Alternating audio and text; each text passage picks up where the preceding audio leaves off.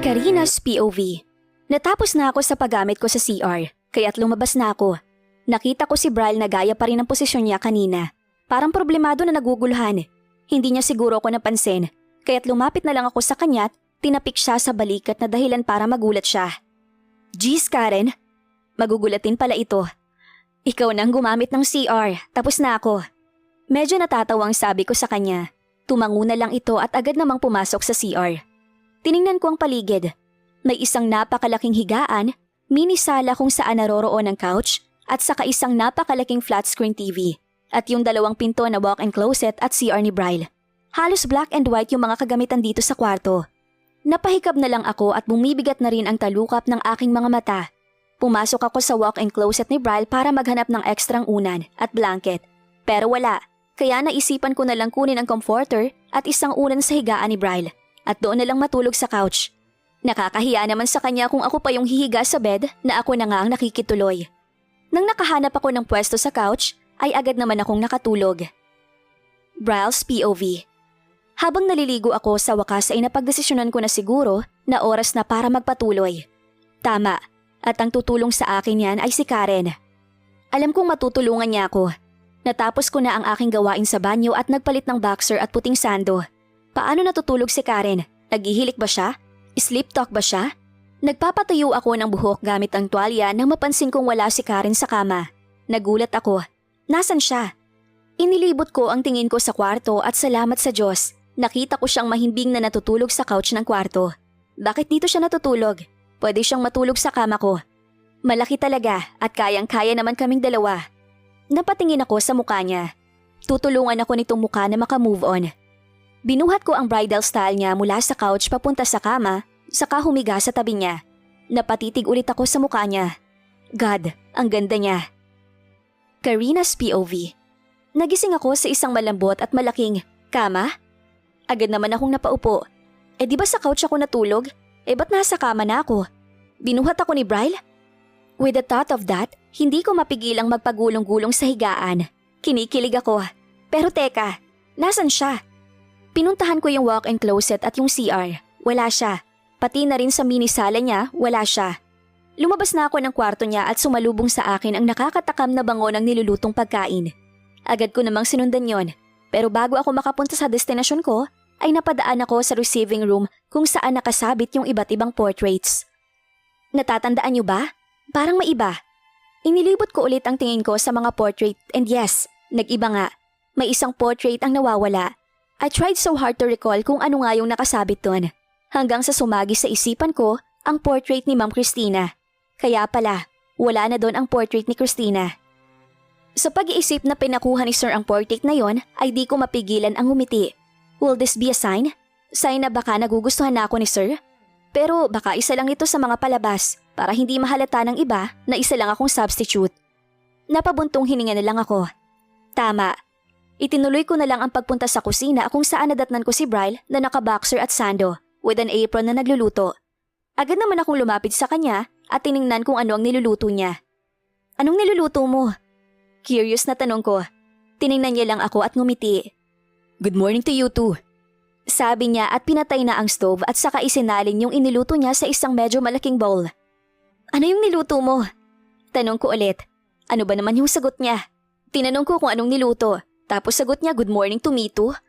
Hindi pa naman ako nakakapag-good morning sa kanya. Nag-pout siya at saka tiningnan ako.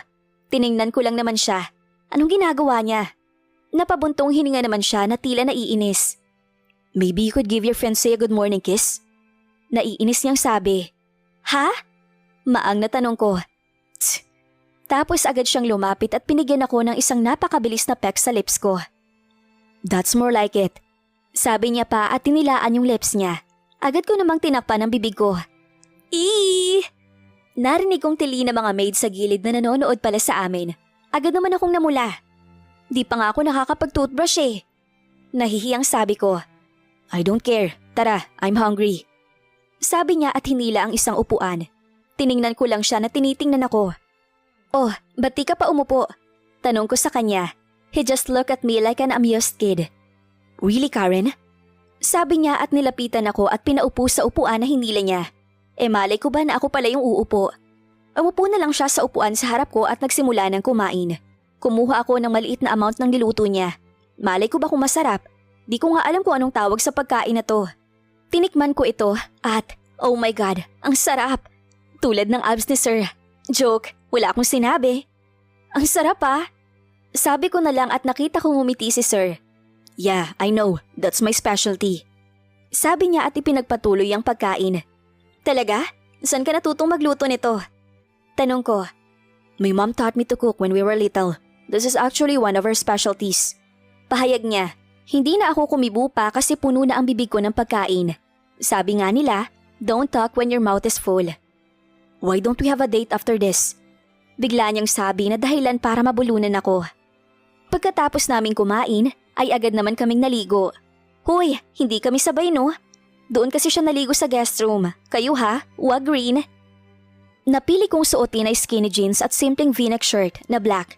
Nag-rubber shoes na lang din ako. Aba, malay ko kung saan ako i-date ng asungot na to. Pero labs ko.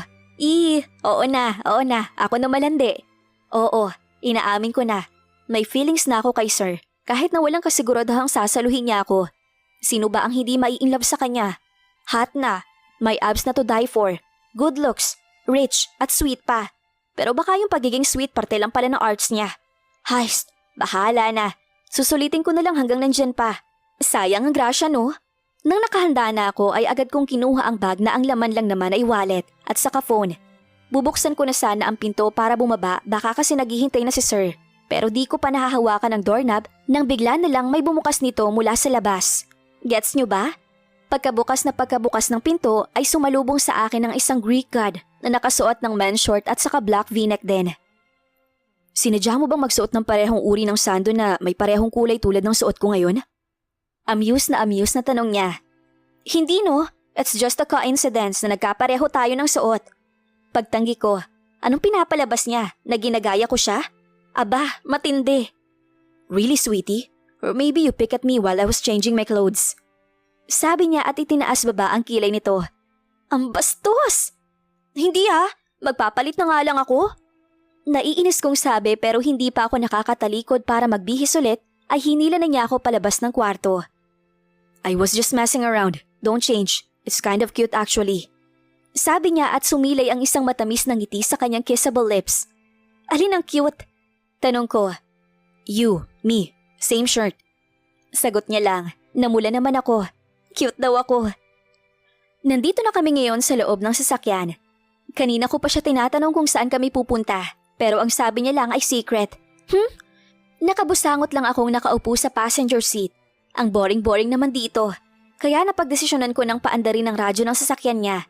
Pero nananadya yata ang tadhana eh. Alam niyo kung anong tumutugtog ngayon ha? Ang kantang passenger seat. Nagulat ako nang sinabayan niya ito ng pagkanta. And God knows how beautiful his voice is. Manly, but also soothing to the ears. May talent pa pala tong soon-to-be groom ko. Nakaka-inlove yung boses niya.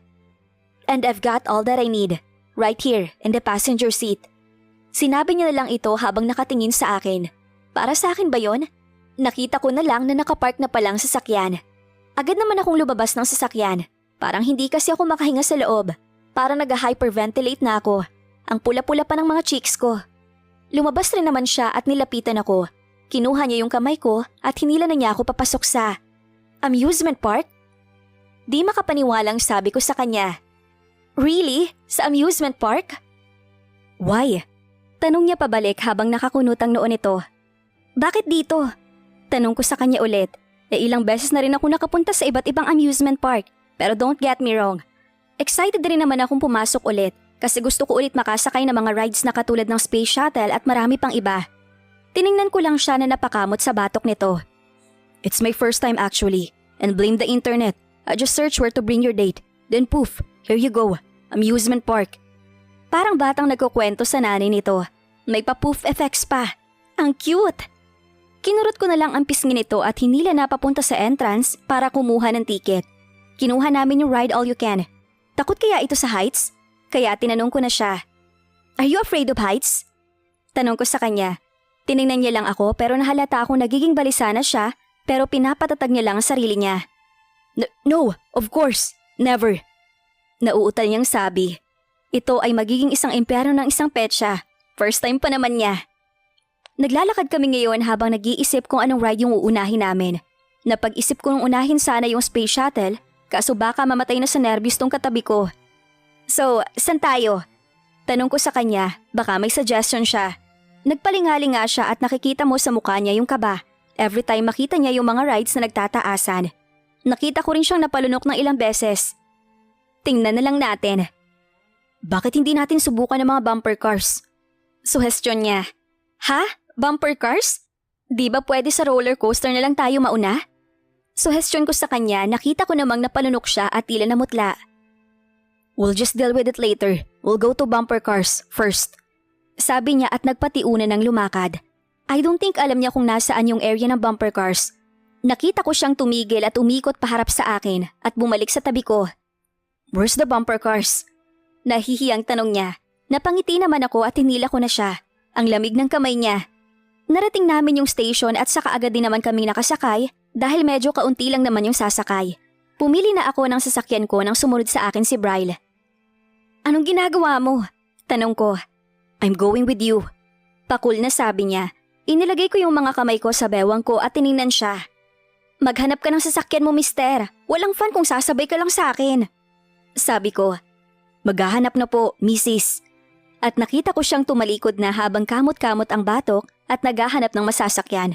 Tss, nakita kong kinausap niya yung kabataan na malapit at mga katabi sa sasakyan niya. Ano kayang pinag-uusapan nila?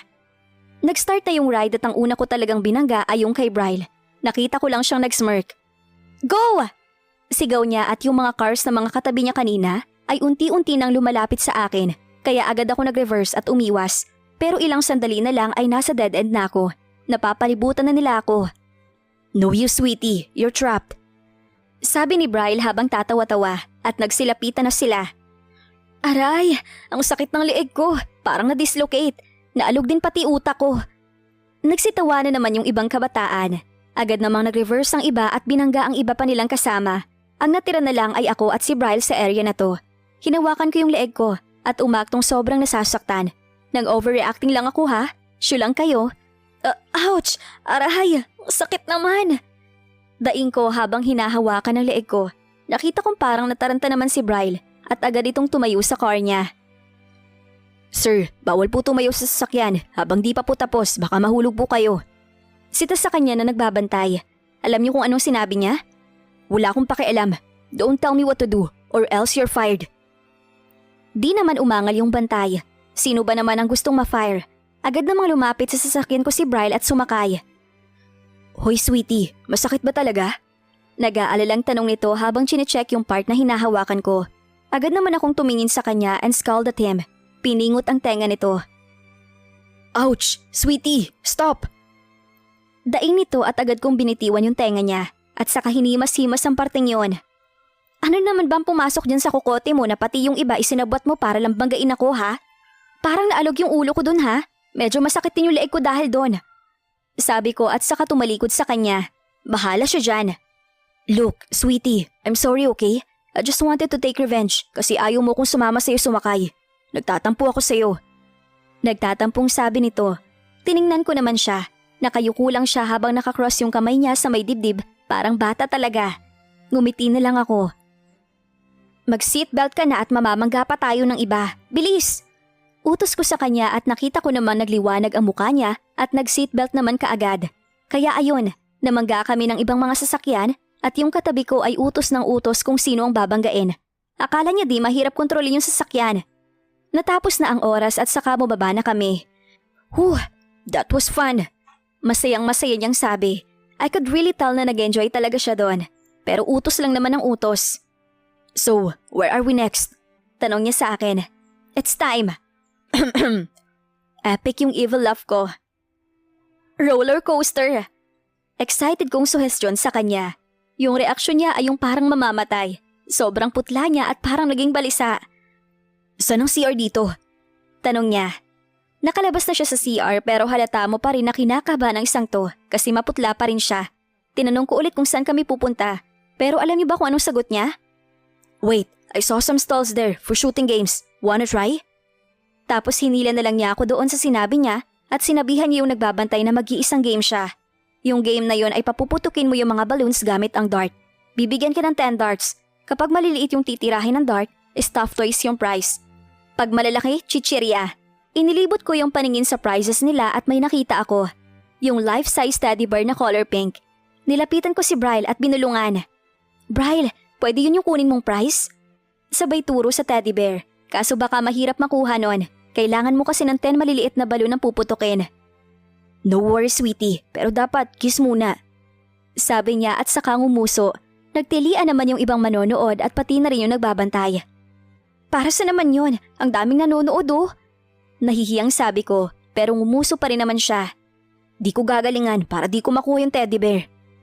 Nagtatampong sabi nito, hinampas ko nga, ang arty eh. Tumingin lang siya sa akin at lumapit. Nakalimutan mo yata yung isang hampas, isang kiss sa lips rule. Taste sweet. Sabi niya habang nananamnam yung lips niya. Namula naman ako't yumuko. Sino ba naman yung mamumula sa ginawa niya? Kaya stealer talaga. Pumosisyon na siya at focus na focus talaga. Pero bago pa siya tumira, ay tumingin muna siya sa akin at nagwink. Te, ang gwapo talaga. Ang sweet naman naling dalawa. Sana ganun din tayo, honey. Komento ng ibang nanonood. Di ko mapigilang mapangiti dahil doon. Tiningnan ko si Bryle ang tumira na ito. Siguro lahat kami na nanonood ay napanganga. Sunod-sunod itong tumira. Grabe, sharp shooter. Biruin mo yung sunod-sunod na tira niya. Puro maliliit na balon ang naputok. Pati yung nagbabantay ay di makapaniwalat. Natulala ito kaya nilapitan ito ni Bryle. Hey, miss, I want that prize. Sabi niya at itinuro yung teddy bear na gusto ko. Tila natauhan naman yung bantay at saka kinuha yung prize. Nang makuha na ni Bryle yung teddy bear ay agad siyang lumapit sa akin at ibinigay na ito sa akin. Kinuha ko naman ito at niyakap na mahigpit. Wow, niyakap niya yung teddy bear na napanalunan ko pero hindi yung tao nagsikap na manalo sa bagay na yon. Sarkastikong pagpaparinig nito. Agad naman akong lumapit sa kanya at ibinigay ang teddy bear sa kanya. Oh, ikaw na yumakap sa teddy bear. Sabi ko habang nilalahad sa kanya yung teddy bear. Tiningnan niya lang ako ng masama. Kinuha niya yung teddy bear at ibinaba sa sahig. Lumapit siya sa akin at niyakap ako ng mahigpit. Inilibot-libot pa nga ako. Hoy, ibaba mo nga ako! Sabi ko. Paano kung ayoko? Natatawang sabi niya. Sasakay na tayo sa roller coaster. Pagbabanta ko sa kanya, agad naman niya akong ibinaba at kinuha yung teddy bear at hinila na ako. Let's go, I found a food stall there. Let's eat, I'm hungry. Sabi niya. Ramdam ko yung lamig ng kamay niya. Natawa na lang ako.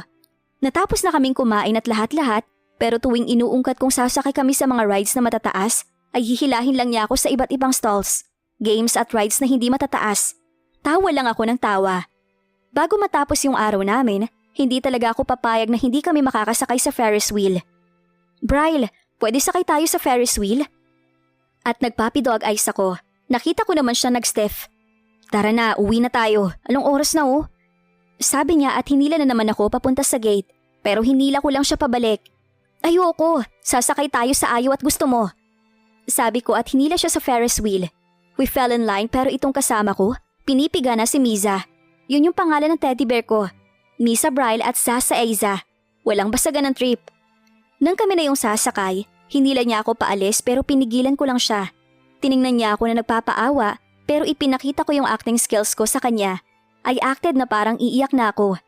Napabuntong hininga naman siya tumalon-talon ng paa na parang sasabak sa laban. Tapos hinawakan na niya ako sa kamay at sabay kaming sumakay. Habang paakyat ang Ferris wheel, sinisiksik niya ako sa pwesto ko at di pa rin binibitawan ng kamay ko. Nang nasa taas na kami, ay bigla na lang itong tumigil. Tiningnan ko ang buong kapaligiran at manghang-mangha ako. Tiningnan ko ang katabi ko. Nakapikit lang siya. Bryle, pagsisisihan mong di ka dumilat. Sabi ko pero umiling lang siya. Ayaw. Mahinang sabi nito. Bahala ka, walang kiss, walang yakap. Di kita papansinin. Sabi ko at doon naman siya dumilat at tiningnan ako ng masama. Oh, dumilat na ako. Sabi niya at sa akin lang nakatingin. Tingnan mo kaya yung buong paligid. Sabi ko pero umiling lang ulit siya. Kinalas ko yung pagkakahawak niya at lumayo. Okay, fine. Just don't go away from me. Sabi niya at hinapit ako papalapit. Tiningnan ko lang siya habang tiningnan ng paligid.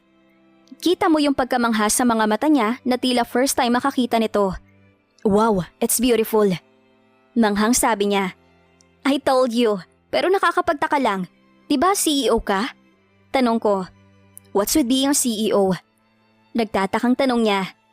Diba palagi kang sumasakay ng eroplano para lumabas ng bansa? Dapat sanay ka na sa matataas.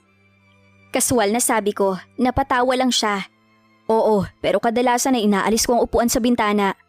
Natatawang sabi niya. Inilibot ko muli ang tingin ko sa paligid. Nagsimula namang bumaba yung Ferris wheel. Ang ganda talaga. Sabi ko na lang. Yeah, this is the most beautiful view I have ever seen. Tiningnan ko si Bryle habang nakatingin sa akin. Nagiging feeler lang ba ako kung iisipin kong ako yung sinabihan niya ng ganon? It's already a week after the so-called date naming dalawa, and sa week na yon, wala siyang ibang ginawa kundi ang maging sweet and caring sa akin. Pa-chill-chill lang ako dito sa bahay niya. Kain tulog lang ang gawa ko. I will wake up in the morning na hindi makahinga dahil hinahalikan na pala ako nito. Yun lang daw kasi yung tanging paraan para magising ako. Kanina pagising ko ng maaga, wala na siya sa tabi ko. Oo, magkatabi na kaming matulog. Malaki naman yung bed niya, pero wala pang nangyari sa amin, okay? I decided na maglakad-lakad at tumingin-tingin sa bulaklak dito sa garden niya. Siguro he hired a landscaper to design this garden. Ang ganda eh. Tapos ang lapad pa. Habang naglalakad ako ay may biglang pumulupot sa bewang ko. Hey sweetie, what are you doing here? It's still early. Malambing na bulong niya sa tenga ko. Kanina kasi pagising ko, wala ka sa tabi ko, kaya I decided na maglakad-lakad muna dito sa garden. Sagot ko sa kanya. I still have a plan to wake you up with my sweet technique, but too bad you're awake. Sabi niya, tiningnan ko siya tapos nakapout lang siya. Your kissing technique? Natatawang tanong ko. Tumango naman siya tapos sinimulang halik-halikan ng leeg ko. Bryle, nakikiliti ako. Ano ba? Natatawang sita ko sa kanya pero di niya pa rin tinitigil. You smell great, sweetie. Sabi niya lang at pinaharap niya ako sa kanya. Tiningnan ko siya. Morning kiss. Sabi niya at ngumuso. Tumingkayad naman ako and gave him a peck pero ang loko. Hinapit ako papalapit sa kanya at pinalaliman ng halik. Siya rin naman yung kumalas sa halik. Come on, let's have a breakfast. Ayaw niya sa akin. Ikaw, saan ka galing? Tanong ko naman sa kanya. Hinawakan niya ako sa kamay at sabay kaming lumakad papuntang kusina. Jog around the area. Simpleng sabi nito. Naka-jersey short, rubber shoes at t-shirt siya. Kita ko rin na may dala siyang towel at tubig. Agad naman akong tumigil sa paglalakad at ganun din siya. Why did you stop? Takang tanong niya. Inabot ko na lang yung towel niya at tumingkayad at saka ko pinunasan yung pawisang mukha niya. Hinawakan niya yung kamay ko para tumigil sa pagpunas at ibinaba niya ito. Nakita ko ang saya sa mga mata niya at isang matamis na ngiti sa kanyang mga labi. Any bastard would love to have you as his wife. He'll be so damn lucky to have you. Sabi niya habang tiningnan ako sa mga mata. And now, it's my turn to smile. Well, Mr. Montreal, you're one lucky bastard to have me. Sabi ko, hinila niya ako papalapit sa kanya at niyakap ako. Yeah, one lucky bastard, indeed. At pagkatapos ay lumakad na muli kami papuntang kusina. Habang nasa kusina kami ay kwento lang siya ng kwento sa mga kabalustugan niya noong bata pa siya. Yung time daw na ginaya niya yung karate move sa isang movie, tapos bigla niyang nasagi yung paboritong vase ng mama niya. Tapos nang dumating yung parents niya, tinanong siya kung nasaan daw ba yung vase. Tapos sabi niya di niya alam, pero nakita ng mama niya yung basag na vase sa basurahan, kaya pinaluho daw siya sa asin. Tapos nung bata pa daw sila na Ate Diana, kinulit niya daw si ate habang naglalaro ng Barbie doll. Kaya napikon at hinampas sa kanya yung Barbie doll. At yun daw yung naabutang sin ng mama niya, kaya umiyak daw siya kahit hindi naman masakit. Kaya si Ate Diana yung pinagalitan. May time din daw na nilagyan niya ng bawang yung kilikili niya para uminit yung katawan niya. At magpanggap na may lagnat para di lang siya makapasok sa school. Basta, ang madami pa yung ibinahagi niya sa akin. Ako, tawa lang ako ng tawa. Pagkatapos naming kumain ay biglang nag-ring yung cellphone niya. Hello? Yes. Thanks for reminding me. Tapos binaba niya na yung tawag. Sino yon? Tanong ko sa kanya. Danny. Reminding me na may board meeting pa ako sa 9. How I wish I didn't have to go to work and be with you here. Sabi niya, go to work. Agad naman akong napatayo. Shoot, 1 week na pala akong hindi pumapasok sa opisina. Lagot!